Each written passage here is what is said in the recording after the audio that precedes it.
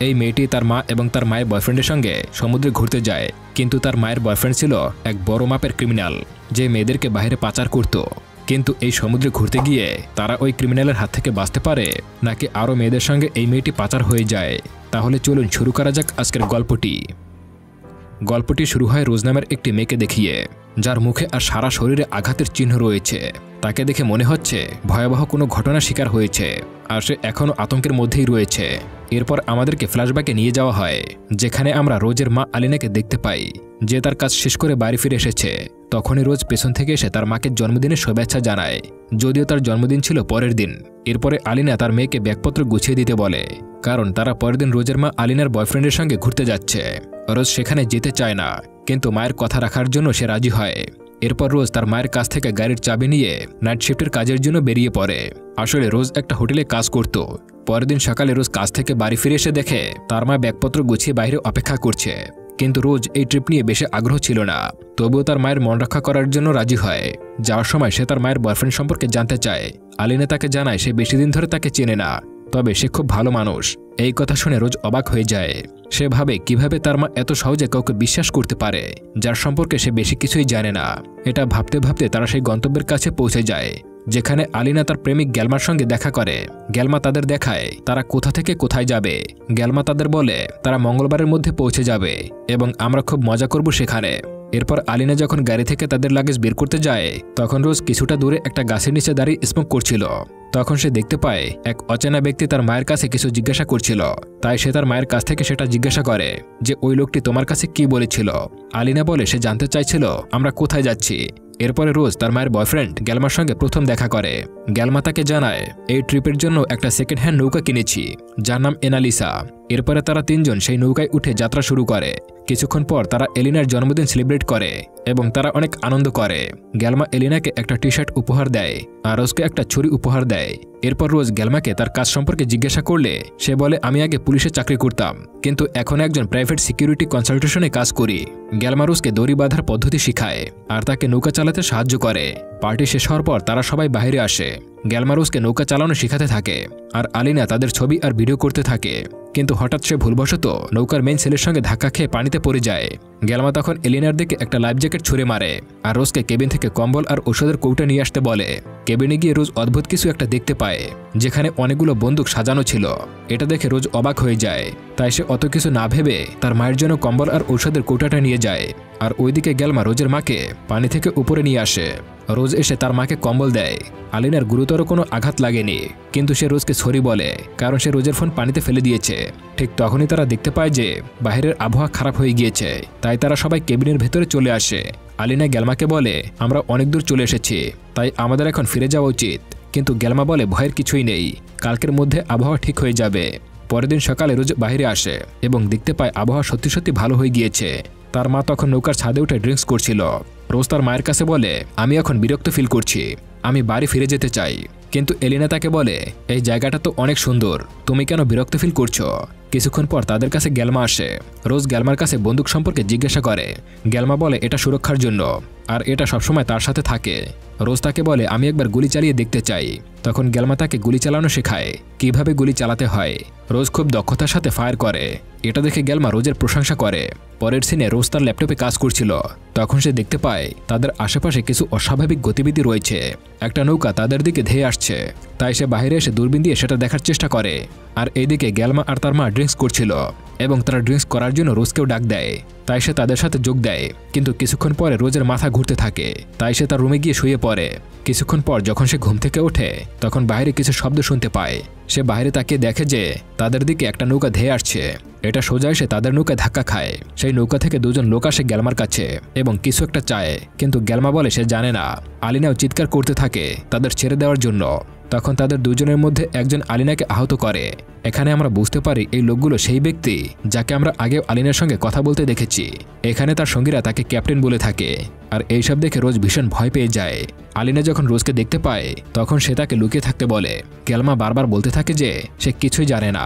কিন্তু তখনই সেই দলের ক্যাপ্টেন গ্যালমা আর আলিনাকে গুলি করে। গ্যালমার কাঁধে গুলি লাগে, যার কারণে সে পানিতে পড়ে যায়। এরপরে ক্যাপ্টেন আর তার সঙ্গীরা কেবিনের দরজা বন্ধ করে দেয়। তারা চলে যাওয়ার পর রোজ বাইরে আসে, আর সে দেখতে পায় নৌকায় আগুন লেগেছে। তাই সে আগুন নেভানোর চেষ্টা করে। তখন সে তার মায়ের মৃতদেহ দেখতে পায়, আর তার মায়ের মৃত্যু দেখে সে কান্নায় ভেঙে পড়ে। পরদিন সকালে সে সম্পূর্ণ একা ছিল। সে বুঝতে পারছিল না সে কি করবে। নৌকাটি পড়ে যাওয়ার কারণে অনেক ক্ষতি হয়, আর ইঞ্জিনও ঠিকঠাক মতো কাজ করছিল না। সে ইঞ্জিন ব্যবহার করার চেষ্টা করছিল, কিন্তু কোনো লাভ হয়নি। এরপর সে তার মায়ের মৃতদেহটি একটি কাপড়ে মুড়ে ফেলে, যাতে তারা বাড়িতে ফিরতে পারে আর মায়ের মৃতদেহ কবর দিতে পারে। সে তার মায়ের জন্য খুব কান্না করছিল। এরপর সে কোনো উপায় না পেয়ে সাহায্য পাওয়ার জন্য চেষ্টা করে, কিন্তু নৌকা সবকিছু পুড়ে গিয়েছিল। ঠিক তখনই সে কিছু শব্দ শুনতে পায়, আর বাইরে গিয়ে দেখে গ্যালমা এখনও পানিতে জীবিত আছে। তাই সে গ্যালমাকে দড়ি বেঁধে উপরে তুলে ফেলে। সে তাকে পানি খাওয়ায়। এরপরে রোজ একটা ডিভাইস দেখিয়ে গ্যালমাকে জিজ্ঞাসা করে এটা কি। গ্যালমা তাকে মিথ্যা বলে এটি একটি অতিরিক্ত যন্ত্রাংশ যা নষ্ট হয়ে গিয়েছে। আসলে এটির সাহায্যে স্যাটেলাইটের মাধ্যমে সংকেত পাঠানো সম্ভব ছিল। গ্যালমা বলে এটা নিয়ে মাথা ঘামিও না, বরং নৌকায় একটা পাল লাগাও যাতে আমরা এগিয়ে যেতে পারি। রোজ বারবার চেষ্টা করে পাল লাগানোর, এবং শেষমেশ সফল হয় পাল লাগাতে। পরদিন গ্যালমা রোজকে ডাক দেয় তার ক্ষত পরিষ্কার করার জন্য, আর রোজকে বলে তোমাকে যেভাবেই হোক নৌকাটি চালিয়ে যেতে হবে। এটা বলে সে অজ্ঞান হয়ে যায়। রোজ নৌকাটি চালু করার চেষ্টা করে, কিন্তু সফল হতে পারে না। তাই ক্লান্ত হয়ে বসে পড়ে। তখন সে কেবিনে কিছু ছবি খুঁজে পায়, যেখানে গ্যালমার সঙ্গে সেই দুজন লোকও ছিল যারা তাদের উপরে হামলা করেছে। তখন রোজ বুঝতে পারে যে গ্যালমা তখন তাকে মিথ্যা বলেছে। সে বাইরে গিয়ে অচেতন অবস্থায় গ্যালমার হাত বেঁধে ফেলে এবং তার সেফটি নেভে নিয়ে নেয়। কিন্তু কিছুক্ষণ পর গিয়ে সে দেখতে পায় গ্যালমা সেখানে নেই। তাকে খুঁজতে শুরু করে। নিচে গিয়ে সে দেখতে পায় গ্যালমা নিচে বসে আছে। রোজ ছুরি হাতে নিয়ে গ্যালমাকে জিজ্ঞাসা করে তুমি জানতে যে ওরা কারা, তাহলে মিথ্যে কেন বললে? গ্যালমা বলে ওরা দানব, ওদের সম্পর্কে যত কম জানবে ততই তোমার পক্ষে ভালো হবে। তার মুখের চাহনি দেখে মনে হচ্ছিল যে সে একটুও ভয় পায়নি, আর আলিনের মৃত্যুতেও সে কষ্ট পায়নি। এভাবে সে রোজকে কথার ফাঁদে ফেলে তার সাহায্যে নৌকাটি ঠিক করার চেষ্টা করে। রোজ কোনো উপায় না পেয়ে বাধ্য হয়ে তাকে সাহায্য করতে রাজি হয়। দুজনে মিলে ইঞ্জিন মেরামত করার কাজ করে, কিন্তু এটি সম্পূর্ণ অকেজো হয়ে গিয়েছে। আর এখন তাদের একটিমাত্র ভরসা ছিল, তা হলো সমুদ্রের বাতাস। আর এভাবে 2 দিন ধরে সমুদ্রের পালের সাহায্যে এগিয়ে যেতে থাকে। তৃতীয় দিনের সকালে রোজ বাইরে বের হয়। সে দেখতে পায় কিছু দূরে একটি দ্বীপ রয়েছে। গ্যালমা তখন ঘুমিয়েছিল, তাই সে গ্যালমাকে কিছু জিজ্ঞাসা না করেই নৌকাটি দ্বীপের দিকে ঘুরিয়ে দেয়। শুধুমাত্র একটি পাল দিয়ে তারা তীরে পৌঁছাতে পারছিল না, তাই তারা তীরে পৌঁছানোর জন্য একটি সিদ্ধান্ত নেয়। গ্যালমাও সেই দিকে যেতে রাজি হয়, কিন্তু সে এক হাতে বইটা চালাতে পারছিল না, তাই সে রোজকে সাহায্য করে। এভাবে তারা দুজনে দ্বীপের দিকে এগিয়ে যেতে থাকে। কিন্তু হঠাৎ তার হাত থেকে বোটের একটা অংশ পড়ে যায়, আর সেটা ধরতে গিয়ে সে পানিতে পড়ে যায়। সে সাঁতার জানতো না, তাই পানিতে সে ডুবে যেতে থাকে। তখন গ্যালমা নিজে পানিতে নেমে পড়ে তাকে বাঁচানোর জন্য, এবং কোনোভাবে তাকে তীরে নিয়ে আসে। কিন্তু তখন রোজ জ্ঞান হারিয়ে ফেলেছে, তাই গ্যালমা তাকে সুস্থ করে তোলে। জ্ঞান ফেরার পর গ্যালমা আর রোজ খুঁজতে খুঁজতে একটি গুহার কাছে চলে আসে, যেখানে তাদের পান করার মতো জল খুঁজে পেয়েছিল। সে রোজকে পান করতে বলে। দ্বীপটি ছিল সম্পূর্ণ নির্জন, তাই রোজ বলে তাদেরকে যেভাবেই হোক ফিরে যেতে হবে। গ্যালমাও তার সঙ্গে সম্মতি জানায়, আর বলে রাত হয়ে আসছে, তাই তাদের এই রাতটি এখানেই কাটাতে হবে। এরপরে তারা দুজনে মিলে বোটটিকে তীরে আনার চেষ্টা করে। রাত হয়ে যাওয়ার পর রোজ বোটের ভিতরে ঘুমানোর চেষ্টা করে, আর গ্যালমা বাইরে অপেক্ষা করে। কিন্তু রোজের ঘুম আসে না, তাই সে গ্যালমার পাশে গিয়ে বসে। কথা বলার সময় রোজ তাকে জানায় তার বাবা একজন সৈনিক ছিল, যিনি ইরাকে দায়িত্ব পালনের সময় শহীদ হয়। এরপরে গ্যালমা নিজের গল্প শোনাতে শুরু করে এবং তার আসল পরিচয় তাকে দেয়। সে বলে আমি একসময় সৎ এবং সচ্ছল পুলিশ অফিসার ছিলাম। 10 বছর ধরে সততার সাথে কাজ করেও কোনো কিছুই পাইনি। ফলে আমার স্ত্রী আমাকে ছেড়ে চলে গিয়েছে। সে আমাকে ব্যর্থ ব্যক্তি মনে করত। এরপর থেকেই আমি অসৎ পথ বেছে নিয়েছি এবং খারাপ লোকদের সঙ্গে মিশে প্রচুর অর্থ উপার্জন করতে থাকি। তাদের মধ্যে ক্যাপ্টেনও ছিল। তোমার মাকে যারা হত্যা করেছে তারা ক্যাপ্টেনের লোক। ক্যাপ্টেন খুবই খারাপ লোক। সে তোমার মতো সুন্দরী মেয়েদেরকে পাচার করে। আমি অপরাধের পথে অনেকটা এগিয়ে গিয়েছিলাম এবং ক্যাপ্টেনের একটি মূল্যবান বস্তু চুরিও করেছিলাম।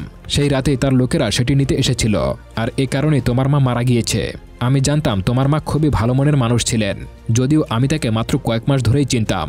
এরপর সে আরও বলে তুমি আমার হাত থেকে যে গিট বাঁধা শিখেছিলে তখন তুমি একটা ভুল করেছ। এই বলে সে গিট বাঁধার অজুহাতে রোজের হাত পা বেঁধে ফেলে, কিন্তু তখনও রোজ কিছুই বুঝতে পারছিল না। এরপর সে ব্যাগ থেকে একটা ডিভাইস বের করে, যার নাম ছিল জিফ।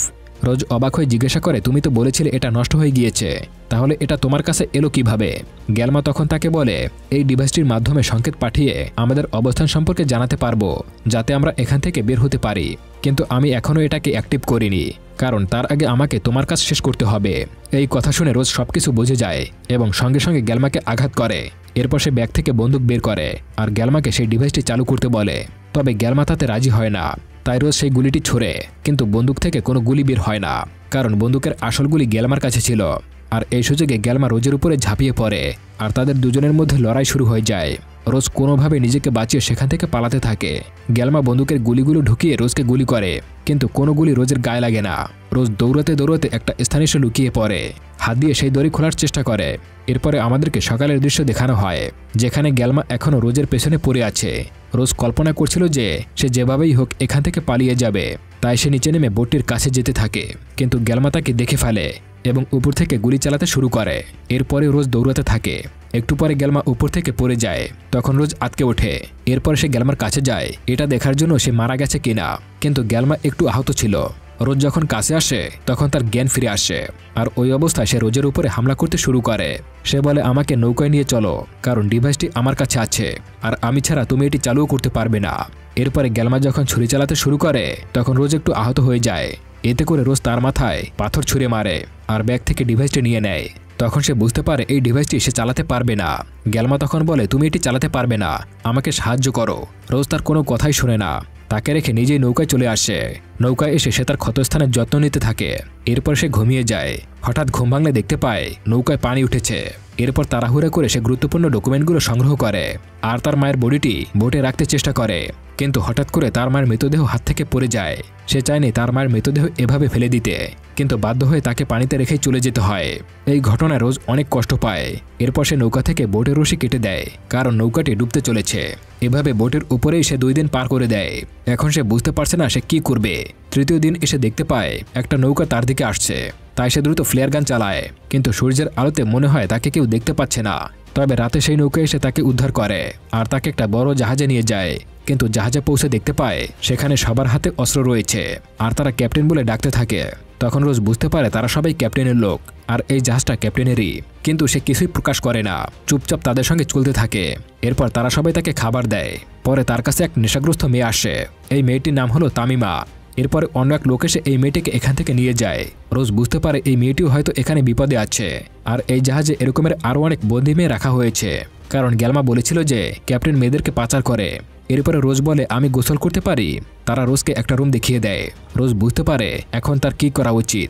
যদি এই জাহাজের মধ্যে মেয়েদেরকে পাচার করা হয় তাহলে ক্যাপ্টেনও নিশ্চয়ই এখানেই আছে। ভালোভাবে প্রস্তুত হয়ে সে আরও একটা কক্ষের দিক যেতে যায়। সেই কক্ষে প্রবেশ করতে সে এক লোককে দেখতে পায়, যার চারপাশে আরও অনেক লোকজন ছিল। তখন রোজ জিজ্ঞাসা করে, আপনি কি ক্যাপ্টেন? লোকটি উত্তর দেয়, হ্যাঁ আমি ক্যাপ্টেন। এরপর সে তার কাছে যায় এবং কথার জালে ফাঁসাতে থাকে। কিছুক্ষণ পর সুযোগ বুঝে ক্যাপ্টেনের মাথায় আঘাত করে আর তাকে হত্যা করে ফেলে। এরপর সে সেখান থেকে বেরিয়ে অন্য একটা রুমে যায়, যেখানে সে তামিমাকে খুঁজে পায় এবং তার কাছে সাহায্য চায়। এদিকে ক্যাপ্টেনকে মৃত দেখে জাহাজের অন্য গুন্ডারা সতর্ক হয়ে যায়। তারা হন্যে হয়ে রোজকে খুঁজতে থাকে। রোজ তখন তামিমাকে জিজ্ঞাসা করে, এই জাহাজের কোথায় বন্দুক রাখা আছে? তামিমা বলে, ইঞ্জিন রুমে প্রচুর বন্দুক রাখা আছে এবং আমার মতো আরও অনেক মেয়ে বন্দী হয়ে আছে, কিন্তু এই মুহূর্তে কেউ সচেতন নেই, সবাই অচেতন অবস্থায় আছে, কারণ তাদের সবাইকে মাদক দেওয়া হয়েছে। এরপর রোজ সেখান থেকে বেরিয়ে ইঞ্জিন রুমে চলে যায় আর সেখান থেকে বন্দুক সংগ্রহ করে। ঠিক তখনই এক লোক এসে তাকে দেখতে পায়, কিন্তু রোজ তাকে গুলি করে মেরে ফেলে। এরপর সে বন্দী মেয়েদেরকে মুক্ত করার জন্য এগিয়ে যেতে থাকে আর সামনে যত ক্যাপ্টেনের লোক পায় সবাইকে মেরে ফেলে। এই সময় তারা মুখোমুখি হয় একটি মেয়ের সঙ্গে, যে ক্যাপ্টেনের হয়ে কাজ করত, তবে রোজ তাকে হারিয়ে ফেলে। এরপর রোজের সামনে ক্যাপ্টেনের এক বিশালদেহী লোক চলে আসে। সে রোজকে মেরে ফেলার চেষ্টা করে, কিন্তু রোজ কোনোভাবে তার হাত থেকে ছাড়া পায় এবং তাকেও মেরে ফেলে।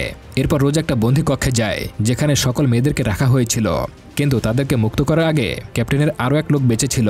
সে এসে রোজকে বন্দুক তাক করে। ঠিক তখনই তামিমা পেছন থেকে এসে সেই লোকটির মাথায় আঘাত করে। সুযোগ বুঝে রোজ লোকটির বন্দুক দিয়ে তাকেই মেরে ফেলে। এরপর রোজ সাহায্য পাঠাতে রেডিও স্টেশনের দিকে চলে যায়। তবে সামনে যাওয়ার সময় সে আরও একজন মানুষের মুখোমুখি হয়। সে ছিল গ্যালমা। গ্যালমাকে দেখে রোজ অবাক হয়ে যায় আর সে বলে, তুমি তো সেদিন মারা গিয়েছিলে। গ্যালমা হেসে বলে, আমি তো মারা যাইনি, আমি ক্যাপ্টেনের সঙ্গে চুক্তি করেছিলাম তোমার ইনফরমেশন দিয়ে, আর সেই ডিভাইসটি ব্যবহার করে আমি সেই দ্বীপ থেকে পালিয়ে এসেছিলাম। ক্যাপ্টেনের সঙ্গে আমার আগে থেকেই পরিকল্পনা ছিল, আর এখন তোমাকে কেউ বাঁচাতে পারবে না। গ্যালমার কথা শুনে রোজ হেসে বলে, আমি তোমার ক্যাপ্টেনকে আগেই মেরে ফেলেছি। এটা শুনে গ্যালমা ক্ষিপ্ত হয়ে যায় আর রোজকে মারধর করতে শুরু করে। এরপরে রোজ সিঁড়ি থেকে পড়ে যায়। এরপরে সে বন্দুক হাতে করে সেখানে ফিরে আসে। এসে দেখতে পায় সেখানে রোজ নেই। গ্যালমা রক্তের চিহ্ন অনুসরণ করতে করতে রোজকে খুঁজতে বের হয়। ঠিক তখনই রোজ রাসায়নিক কিছু পদার্থ বের করে তার উপরে নিক্ষেপ করে। তারপরে রোজ সেই ছুরি দিয়ে তাকে বারবার আঘাত করে এবং গ্যালমাকে মেরে ফেলে। এরপরে রোজ ক্লান্ত হয়ে যায়। ঠিক তখনই তামিমা সেখানে চলে আসে আর বলে, আমার সঙ্গে চলো, তোমাকে কিছু দেখাতে চাই। রোজ সমস্ত মেয়েদেরকে নিয়ে জাহাজের উপরে চলে যায় আর দেখতে পায় জাহাজটি একটি বন্দরের দিকে যাচ্ছে। সমস্ত মেয়েরা খুশিতে চিৎকার দিতে থাকে, কারণ বহু কষ্টের পর অবশেষে তারা বাড়ি ফিরতে পারছে। বন্দরে পৌঁছানোর পর পুরো বিষয়টিকে পুলিশ সামলে নেয়। এরপরে আমরা আবারও গল্পের শুরুতে চলে আসি, যেখানে রোজ একজন পুলিশ অফিসারকে সব ঘটনা খুলে বলছিল। পুলিশ অফিসার তার সাহসের প্রশংসা করে এবং পুলিশ অফিসার বলে, সমস্ত মেয়েদেরকে তাদের বাড়িতে পাঠানো হয়েছে এবং তোমাকেও পাঠানো হবে। কিন্তু রোজ বলে, আমি বাড়ি ফিরে যেতে চাই না, কারণ সেখানে আমার জন্য কিছুই নেই। কিন্তু পুলিশ অফিসার বলে, তোমার ভবিষ্যৎ আছে, যা তুমি লড়াই করে অর্জন করেছ। এর মধ্যেই মুভির গল্পটা এখানেই শেষ হয়ে যায়। তো বন্ধুরা, কেমন লাগলো গল্পটি অবশ্যই কমেন্ট করে জানাবেন। আর আপনি যদি আমার চ্যানেলটি এখনও সাবস্ক্রাইব করে না থাকেন, অবশ্যই সাবস্ক্রাইব করে দেবেন। আর আপনি যদি অলরেডি সাবস্ক্রাইব করে থাকেন, তাহলে আপনাকে অসংখ্য ধন্যবাদ।